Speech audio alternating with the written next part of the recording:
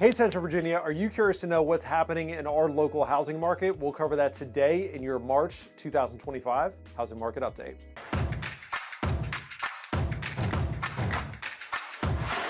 So my name is Chris Elliott. I am a local realtor with 11 years and over 550 home sales worth of experience. In this video today, we're going to be talking about three things. We're going to be talking about home prices, we're going to be talking about mortgage rates, and we're going to be talking about what you're probably seeing in the national news networks related to housing versus what's actually going on in our local market. And if you stay to the end, I'm going to give you three tips that we're currently giving to our seller clients as well as to our buyer clients. Let's jump into it. All right, so getting into home prices. So I've had a handful of clients that have reached out over the last week or two telling me that they're seeing in the national news networks that the real estate market is softening and they've got a little bit of concern that means their home prices are going to be going down. So if you look at the graphic, you'll see that the rate of appreciation has slowed down. It's returned to the normal historical 50-year average of somewhere between 3 and 4%, which is what we've seen once again historically over the last 50 years, as opposed to the boom years of COVID where we saw upwards of 20% appreciation, which is absolutely insane in the context of history. Keep in mind, guys, these are appreciation rates we're talking about. This is not home prices that we're referring to. So the rate of appreciation has slowed, but home prices are still appreciating just at more nominal rates. So this is on a national scale. So I want to give you a friendly reminder that real estate is a local business, and you can see that our appreciation rates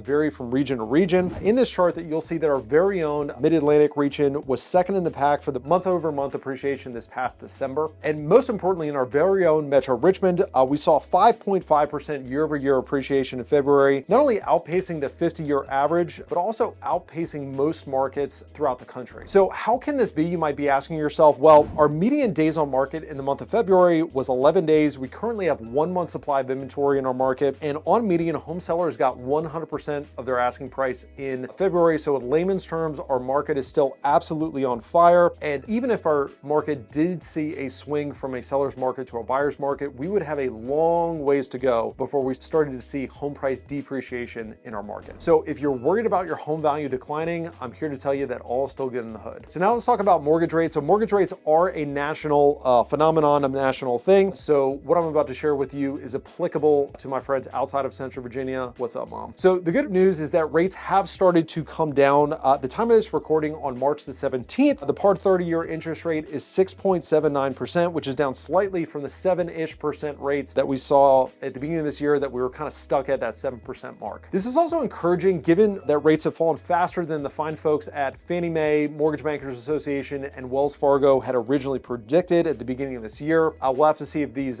rate drops actually hold this time though. Now you might be asking, why is this? And thank you for asking that question. Would love to explain. In part, inflation ticked down in the month of February, and the closer that we get to the Federal Reserve's target inflation rate of 2%, the more likely we are to see that the Federal Reserve will drop the federal funding rate, which in turn then drops the mortgage rate. So the Federal Reserve does not directly control mortgage rates. They influence rates through the federal funding rate. So we'll see if we can get down to 2% of inflation, we're more likely to see them drop that rate. All right, so what does this all mean to you? So for my sellers, as always, we've got three tips. The first one is the market has not been your problem. So I've talked to a number of failed or failing home sellers that have said, hey, I listed my home at the end of last year or too early at the beginning of this year. I hate to break it to you, and I say this with all empathy, but if your home has been on the market and hasn't sold, there's either something wrong with the marketing, there's something wrong with the price, or there's something wrong with the condition of the home. The market has not been a problem, as you've seen in the graphics I've showed you. Homes are still selling quickly, they're selling at great prices. We're still in a seller's market. So if your home's not selling, you got to take a hard look what's wrong, and I apologize, but the market is not the answer. Secondly, as we've alluded to, our market is still thriving. So if you have been considering a home sale and you're scared that maybe you're not going to be able to get a great price, the numbers simply don't share that. So we're still seeing where homes are selling quickly, they're selling at great prices, and we're still very much in a seller's market. And then last but not least, I'm going to encourage you, if you're going to sell this year and you want to time or you want to put your home in the optimal time of year to beat the summer slump. So what we know historically is once the kids get out of school, which is at the end of May this year, our market doesn't come to a screeching halt, it doesn't fall off the kitchen table, but we do tend to see in June, July, and August that the market tends to slow down a little bit, just with folks going on summer vacations, kind of having other focuses than buying and selling real estate. So if you're looking to time the market, get your home on the market by the end of no later than the end of May. For my buyers, number one, homeownership is a long-term play. So I've had a number of would-be home buyers that are concerned, like, hey, is my home going to lose value over the next year or two? Hey,